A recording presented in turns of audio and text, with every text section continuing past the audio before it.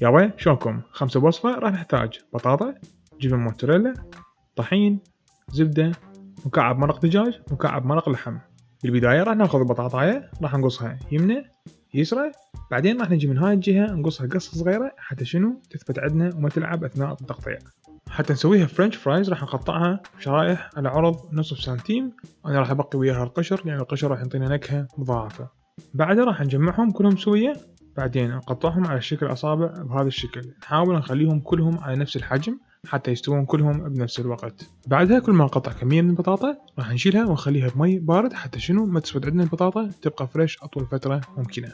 وراح نستمر نقطع البطاطاية الثانية بنفس الشكل، نشيل الأطراف ونقطعها على شكل حلقات، بعدين على شكل أصابع نشيلها نخليها بالمي البارد. نقطع الثالثة وراح نقطع هسه الرابعة.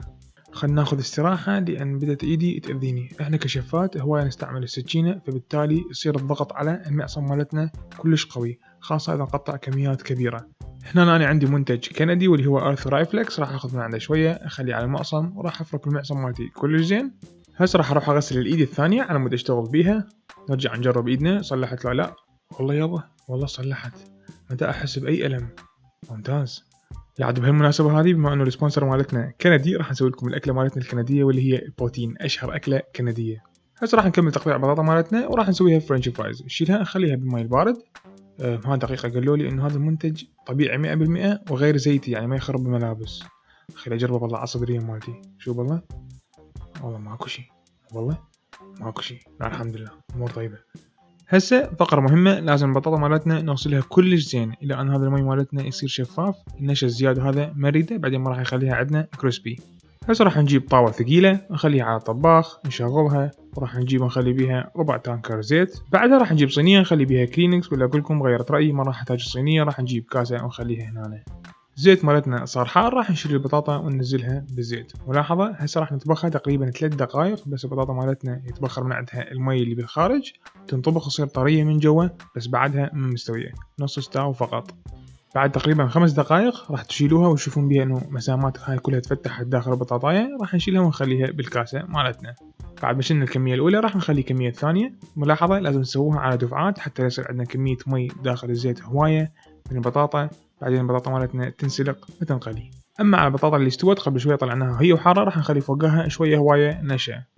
تعالوا بالدروب انت مو 5 بوصفة، هاي نشا صار 6 بوصفة. غلسوا ما شاف. المهم راح نغطيها ونقلبها كلش زين حتى النشا مالتنا يذوب ويصير على السطح مال البطاطا. هسه راح نشيل الدفعة الثانية وهم نخلي عليها نشا ونقلبها ونستمر الى ان نكمل كل الكمية هذه. بعد شلون صارت عندنا البطاطا تغطت بالنشا صارت ممتازة ومستوية نص استاو.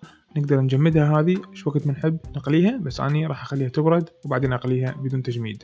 هسه راح نسوي الجريفي مالتنا واللي هو عبارة عن صوص من مرقة اللحم اللي يستعمل بهواية اكلات مثل الستيك واللي يخلوه فوق الماش بوتيتو. ايش راح نسوي؟ على مود النكهة راح اخلي مكعب مرق دجاج وراح اخلي مكعب مرق لحم، راح اخلي فوقهم مي حار، راح اخلطهم صار عندنا مرق دجاج لحم كاسة واحدة. واللي عنده مرق دجاج او مرق لحم جاهز يقدر يستعمله.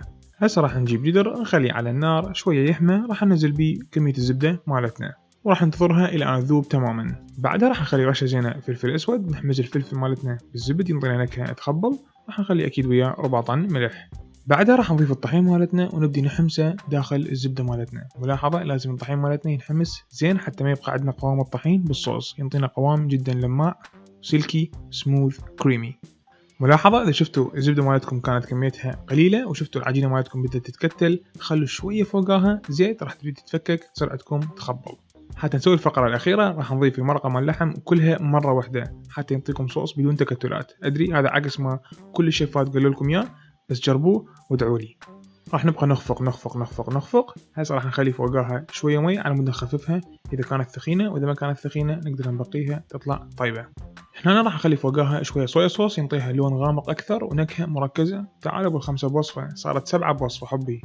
ادري واحد يبتلي على عمره يسوي برنامج يسميه 5 بوصفة. راح نضيف مي حسب الحاجة ونخلط نخلط نخلط الى ان نوصل القوام اللي احنا نريده. شنو السالفة؟ شو هذا الكتف مالتي بدا يأذيني. دير بالك يا كتف لا اضربك بقاط ارث رايفلكس تقعد وزن على كيفك بينا بعد كل شي ما سوينا. هسه راح نجرب الجريفي اللي سويناه قبل شوية. بسم الله. اوه يا جماعة شنو هذا؟ مستحيل، طعم جبار. هنا أنا راح استعمل جبنة موتزاريلا، بس بالوصفة الأصلية الكندية يستعملون تشيز كيرد، واللي هي بالعربي ما أدري شنو، بس المهم جبنة موتزاريلا أبد مو قاصر. راح ناخذه قطعة بيدنا، قطع لا على التعيين مثل الشكل الأصلي. ملاحظة لازم الجبن مالتنا يبقى على حرارة الغرفة حتى نقدر نستعمله ويذوب عندنا بأسرع وقت ممكن. هسه صار وقت نقلي البطاطا مالتنا الدفعة الثانية. ايش راح نسوي؟ راح نجيب زيت حار، راح نخلي بيه كمية البطاطا مالتنا ونقليها أكيد على دفعات تتحمر ويصير لونها حلو. راح نشيلها ونخليها على الكلينكس. راح نستمر الى ان راح نقلي الكميه كامله. اكيد فوق البطاطا راح نخلي ربع طن ملح، وهسه راح نقلبها كلش زين. اوبس روحت طلعت برا. تعالي عقابا الك راح اكلك. والله كريسبي نايس. هسه راح نبدي ببناء الطبق مالتنا. بالبدايه راح نخلي ربع طن بطاطا، بعدها راح نخلي كميه الجبن اللي قطعناها احنا قبل شويه، واكيد هو والجريفي مالتنا كلش حار راح نشيله ونخليه فوق البطاطا والجبن حتى الجبن مالتنا يموع ويصير عندنا قطع جبن، قطع بطاطا، قطع جريفي، فتشغله ما ادري شلونه. اخر شي راح نخلي فوقها شويه تشايفز. هاي اكله بوتين كنديه صارت جاهزه، يعني يا كنديين لو يشوفون الدومه مالتنا ايش راح تحجون؟ شو شدوا حيلكم سووا لكم وصفه غريبه شي، على الاقل الاسم اختاروا اسم يختلف. واخيرا كملنا هاي الاكله. بسم الله راح نجربها.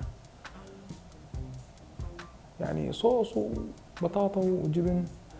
لو شادين حيلكم شويه يا كنديين، شويه لاعبين بيها اكثر، بس خلينا نجرب هاي. شوف يابا هاي شلونها نايس. بسم الله. يابا بعطن جبن. هاي ايش راح ياكلها؟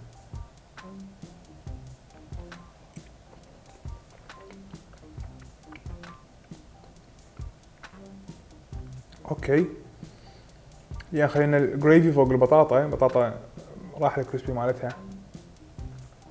متوقعة هاي، بس شنو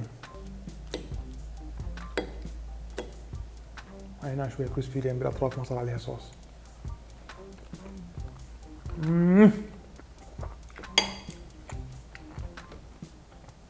خبل. شكرا شركة ادريان جانيان على السبونسر مال هذا الفيديو. عاشت ايدكم، صلحتوا ايدنا. شكرا متابعة، في امان الله.